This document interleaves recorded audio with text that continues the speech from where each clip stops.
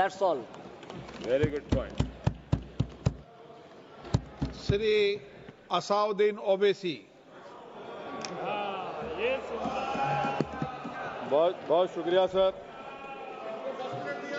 Speaker sir, मैं ये वक्फ तरमीमी bill की मुखालिफत में खड़ा हुआ हूं।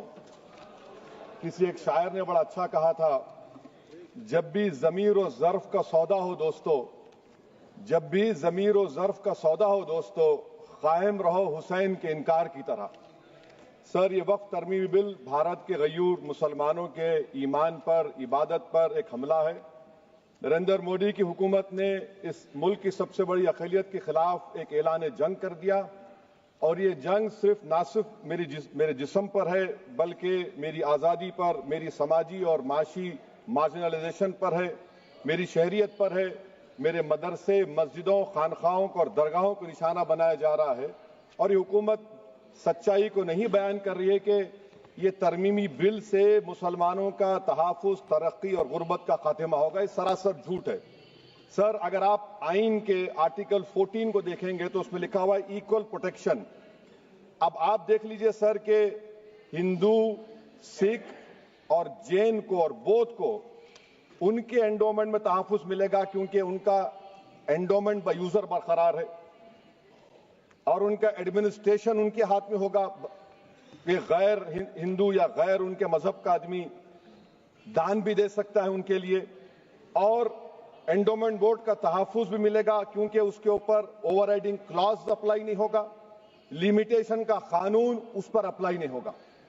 उसके बरक्स ऑपोजिट आप देख लीजिए, मुस्लिम वक्फ को वक्फ बाय यूजर निकाल दिया गया।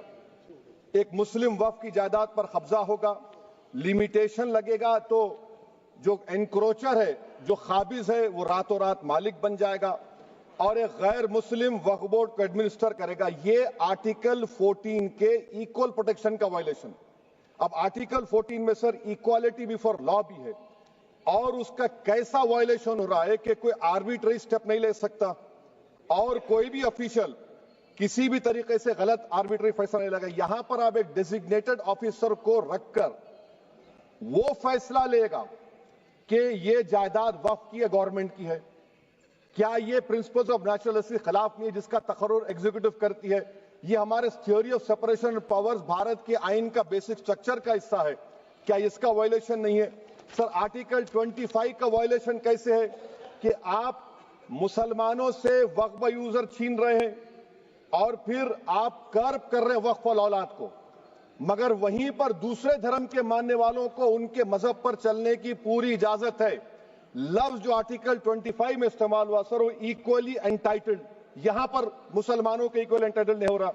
अभी हम गृह मंत्री का, वजीर दाखिला का यहां पर उनका हमने तकरीर सुनी, यहां पर वो ये कहते हैं, वजीर दाखिला, शायद वो कटमुल्ला की जबान ना कह दें, वजीर दाखिला कहने पर वजीर दाखिला ने अपने बयान में कहा कि बोर्ड और काउंसिल जो होगा वो माने वक्फ इस्लाम से अलग है। सर, अगर ये बात सच है आपकी, तो फिर आपको यह कानून बनाने की जरूरत ही नहीं है। आप एक नॉन स्टैट्यूटरी बॉडी बना दीजिए। ये जो कानून बन रहा है ना सर, ये आर्टिकल 26 इसका सोर्स है, और आर्टिकल 26 जब इसका सोर्स है तो आर्टिकल 26 का ABCD क्या कहता है कि रिलीजियस डिनोमिनेशन को अपने मजहब के अफेयर्स खुद चलाना, मूवेबल इमूवेबल प्रॉपर्टी को लेना और एडमिनिस्टर करना। जब हिंदू धर्म को, बौद्ध धर्म को, सिखों को यह राइट दिया गया है, तो आप कैसे मुसलमानों से छीन रहे हैं? तो ये आर्टिकल 26 का ग्रेव वायलेशन है। तो सर, अब वक्फ बाय यूजर का मामला देखिए, मिनिस्टर साहब ने कहा कि एंक्रोचमेंट हो रहा है, 17,000 एंक्रोचमेंट हुए हैं। तो यही नरेंद्र मोदी की हुकूमत ने 2014 में उस वक्त के मंत्री ने एक वक्फ properties eviction of unauthorised occupants bill को इंट्रोड्यूस किया। आपने विड्रॉ कर लिया 2024 में उसको। क्यों विड्रॉ किया सर आपने? जब आप मान रहे थे कि एंक्रोचमेंट हो रहा है तो आपने बिल को विड्रॉ कर लिया। अच्छा सर, अब वक्फ बाय यूजर को आपने निकाल दिया, माने कंडीशन क्या लगाए कि अगर उसमें डिस्प्यूट होगा और गवर्नमेंट प्रॉपर्टी होगी। सर, डिस्प्यूट तो है। मिसाल के तौर पर मोहिबुल्लाह साहब जिस मस्जिद के इमाम हैं, पार्लियामेंट के सामने मस्जिद है सर, 123 प्रॉपर्टीज में मस्जिद है, डिस्प्यूट चल रहा है। कल कलेक्टर या डिस्ट्रिक्ट ऑफिसर बोलेगा कि भाई साहब ये गवर्नमेंट प्रॉपर्टी है, स्टिकर लगा दिया जाएगा, मस्जिद बंद, गवर्नमेंट प्रॉपर्टी हो गई, होगी ना सर? अब ये बताइए, आप जब से यहां पर पूरे बीजेपी रूलिंग पार्टी हमको ज्ञान दे रहे हैं कुछ नहीं होगा, कुछ नहीं होगा, मैं दलील के साथ बता रहा हूं आपको। ये मस्जिद दिल्ली गवर्नमेंट बोलती हमारी है, वक्फ दिल्ली वक्फ बोलता हमारी है, तो सर वक्फ बाय यूजर, अगर मैं अपनी गवर्नमेंट के खिलाफ वक्फ बोर्ड वक्फ बाय यूजर इस्तेमाल नहीं करेगा तो क्या है सर? अच्छा, ये अमेंडमेंट जब हो जाएगा तो मुझे कहने दीजिए सर, सिर्फ प्राचीन मंदिरों की हिफाजत होगी, मस्जिदों की नहीं होगी। अब सर आप आ जाइए, अगर डिस्प्यूट मेरा एंशिएंट मॉन्यूमेंट से वक्फ का, एक मिसाल दे रहा हूं, दिल्ली में 172 वक्फ प्रॉपर्टीज एएसआई कंट्रोल में है, मैं तो हार ही गया वो, क्योंकि मेरे पास डॉक्यूमेंट नहीं है। आप कह रहे हैं कि डॉक्यूमेंट चढ़ाओ, अगर मेरा गवर्नमेंट से डिस्प्यूट चल रहा है मैं तो क्लेम ही नहीं कर सकता, क्योंकि आप जज बनेंगे, आप ही फैसला करेंगे, और जब तक आप फैसला नहीं करते वो वक्फ की प्रॉपर्टी नहीं होगी। वो प्रोविजन डाल दिया आपने। अच्छा, अगर मेरा डिस्प्यूट एंक्रोचर से होगा सर, तो एंक्रोचर में तो आपने तो 107 को डिलीट कर दिया, आप रातों रात खाबिज को, एंक्रोचर को मालिक बना रहे हैं। सर मैं ये पूछना चाहता हूं आपके जरिए हुकूमत से, एक मुंबई में एक बहुत बड़े दौलतमंद है, खोजा बरादरी का यतीम खाना था, उन्होंने 2004 या 5 में 22 करोड़ में खरीद लिया। वो केस सुप्रीम कोर्ट में कि आप उनको मालिक बनाना चाहती है लिमिटेशन एक्ट अप्लाई करके, हमको बताइए, हम जानना चाह रहे हैं। और सच्चर कमेटी ने सर 2007 में कहा कि दिल्ली के 123 प्रॉपर्टीज की मार्केट वैल्यू 6000 करोड़ की। आज हम 2025 में आ गए, क्यों आप उन प्रॉपर्टीज के खिलाफ पड़े हुए? 1976 में उस वक्त के वजीर आजम इंदिरा गांधी लेटर लिखा, इसको आप दे दीजिए, मगर आप उसको मानने को तैयार नहीं है। तो सर और एक जो झूठ फैलाया जा रहा है, management empowerment efficient development, sir this bill takes any management from the hands of Muslims, disempowers the waqf in comparison to any other stakeholder, takes away the efficiency of administration and hampers development. Waqf disempowerment in the name of efficiency, inefficiency is being created. The progress of development from pre-independence till today is sought to be destroyed. Sir अभी हमारे home minister साहब ने फजल पुकाया case का जिक्र किया। Sir मैं आपसे गुजारिश करूंगा कि होम मिनिस्टर जरा अच्छे लोगों को रखकर इंफॉर्मेशन ले। फजल पुकाया का ऑबिटर क्या है? इट इज ऑबिटर, वो रेशियो डिसेंडेंटाई नहीं है जो आपने कहा है। अच्छा सर, शेड्यूल ट्राइब के बारे में कहा, क्या शेड्यूल ट्राइब में मुसलमान नहीं होते? शेड्यूल कास्ट में नहीं होता मुसलमान, शेड्यूल ट्राइब में मुसलमान होता। तो क्या आर्टिकल 25 मेरा चला गया, आर्टिकल 26 चला गया, आर्टिकल 14 चला गया, 15 चला गया, 29 चला गया? लक्षद्वीप का एक मुसलमान एमपी है, क्या उसको राइट नहीं है क्योंकि ट्राइबल है? क्या कह रहे हैं आप? इस ऐवान को क्यों गुमराह कर रहे हैं आप शेड्यूल ट्राइब के नाम पर? सर और एक चीज जो आपको बता रहा हूं सर, अब आप जब आर्टिकल 26 से मेरा सोर्स है, तो आप सेंट्रल वक्फ काउंसिल में 22 में से 11 आप नॉन मुस्लिम को बना सकते हैं। रिलीजन न्यूट्रल आपने कह दिया, और आप बनाएंगे, क्यों बनाएंगे आप? स्टेट वक्फ बोर्ड में 7 नॉन मुस्लिम होंगे और 4 मुसलमान। क्यों होंगे? क्योंकि आप लॉ में 95 में डायरेक्ट मैनेजमेंट में ले सकते हैं 5 साल के लिए। आप वक्फ बाय यूजर को आप कलेक्टर डिस्ट्रिक्ट ऑफिसर बोलेगा ये वक्फ की प्रॉपर्टी नहीं है, तो वो वक्फ बोर्ड खामोश बैठ जाएगा, कुछ एक्शन ही नहीं लगा, क्योंकि वो आपके प्यादे हैं। अच्छा, जब आप नॉमिनेट करेंगे सर मैं मोदी गवर्नमेंट के खिलाफ नो कॉन्फिडेंस ला सकता हूं, मगर वक्फ बोर्ड का चेयरमैन जो नॉमिनेट होगा उसके खिलाफ नो कॉन्फिडेंस नहीं ला सकते, हम बिल्कुल नहीं ला सकते। क्या मजाक है बताइए आप? ये डेमोक्रेसी है। नॉमिनेट भी स्टेट गवर्नमेंट करेगी, वो अगर डिक्टेटर बन जाएगा जैसा आज भारत में हो रहा है तो वो भी नहीं हटेगा। कम से कम यहां पर तो इलेक्शन है, वहां पर तो आप 5 साल झेलते रहो उसको। अच्छा सर, अब ये जो क्लॉज 11 और क्लॉज 9 आप 16AA से देखिए, where the qualification of the members of the board has been limited only to 3 categories contained in 14(1)(c). Intention is very clear that the majority is to be packed with non-Muslims. So who will defend my interests, sir? If I cannot depend on the state waqf board, central waqf council, which are going to comprise non-Muslims, this in itself is a clear violation of Article 26, 14 and 15, sir. अच्छा sir, CO पहले 95 act में था कि word मुस्लिम, आपने गायब कर दिया उसको। अरे आखिर क्यों इतनी नफरत है आपके लफ्ज मुसलमान से? अच्छा फिर क्या कह रहे हैं आप कि ये भी आर्टिकल 26 का वायलेशन है। सब जितने हिंदू धर्म के प्रॉपर्टीज हैं, सिख धर्म के हैं, बौद्ध के हैं और आपके जैन के, वहां पर उन्हीं के मजहब का ऑफिसर होगा। और कहां पर नहीं होगा? वक्फ बोर्ड में। Waqf board is a pure religious institution, इसको समझने की जरूरत है। तो आप ये कर दे रहे हैं सर। अच्छा सर आप देखिए, अब आप आ जाइए ये ट्राइब्यूनल पर। मुझे समझ में नहीं आया सर कि हमारे होम मिनिस्टर वजीर दाखिला ने क्या कह दिया कि 2013 का जो कानून है वो नहीं बनता तो हम नहीं लेके आते। मैं बड़े अदब के साथ उनसे पूछना चाह रहा हूं कि क्या उस वक्त राजनाथ सिंह साहब, आडवाणी साहब, हमारी लेट सुषमा स्वराज, ये बड़े बड़े नेता यहां बैठे थे? आपने यूनानिमस उस कानून को पास करवा दिया।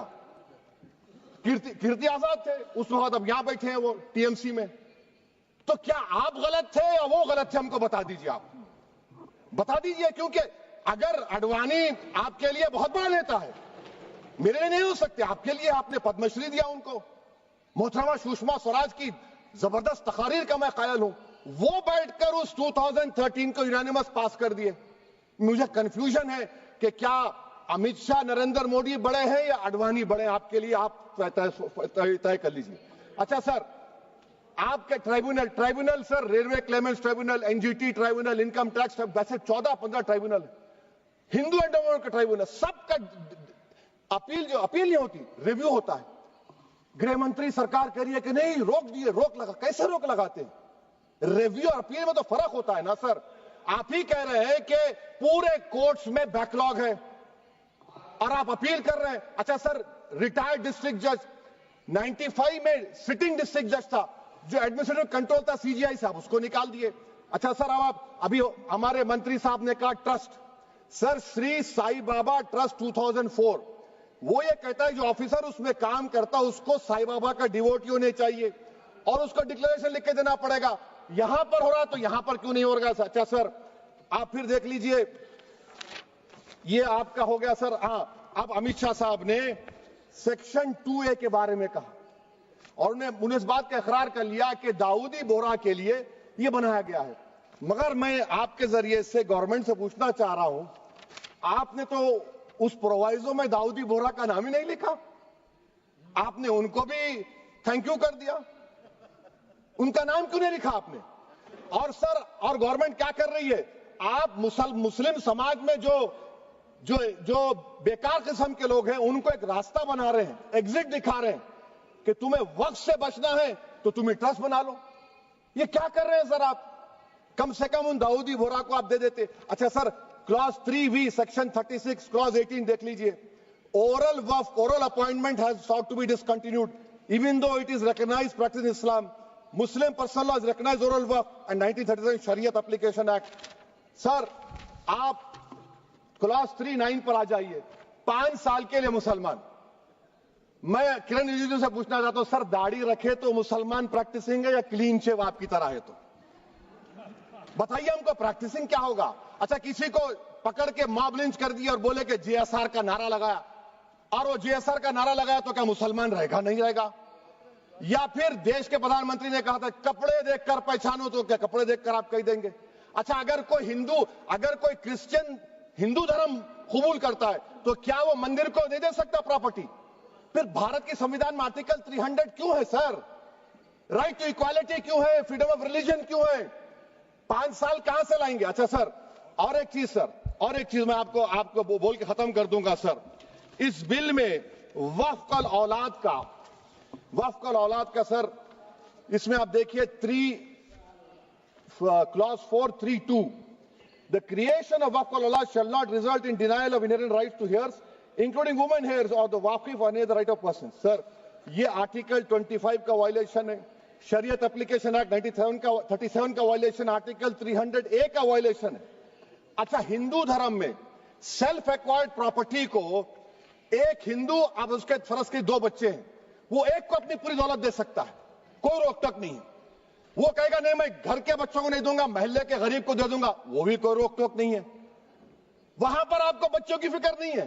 जब मैं अपनी प्रॉपर्टी को अल्लाह को मालिक बनाकर दे रहा हूं, आप कह रहे बच्चियों की फिक्र नहीं है। इतनी मोहब्बत आप बिल्किस बानो से दिखा देते तो आपके लिए दुआएं देती आपके लिए। तो सर आप दूसरी बात आप देख लीजिए सर, आखिरी बात कहकर मैं अपनी बात को मुकम्मल कर रहा हूं सर। नहीं मुकम्मल कर रहा हूं। स्पीकर साहब बहुत टाइम दे दिए। सर आप देखिए, इसमें अमित शाह साहब बोले कि इतनी प्रॉपर्टीज का कब्जा हुआ, चोरी हुई, ये हुआ।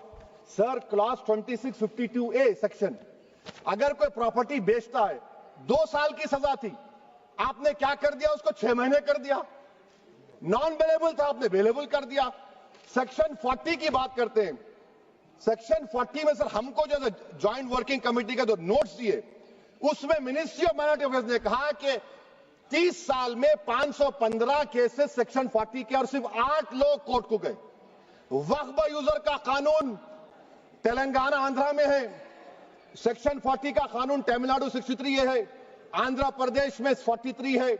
और सर आप डायरेक्शन दे रहे हैं। अच्छा क्लॉज 4218B देखिए सर, आप रूल बना रहे हैं, कोऑपरेटिव फेडरलिज्म के खिलाफ है, इतना रूल बना रहे हैं। और आखिर में सर मैं आपको बताना चाह रहा हूं स्पीकर साहब, ये बिल का मकसद सिर्फ मुसलमानों को जलील और रुस्वा करना है, मुसलमानों को दूसरे दर्जे का शहरी बनाने का इनका मकसद है।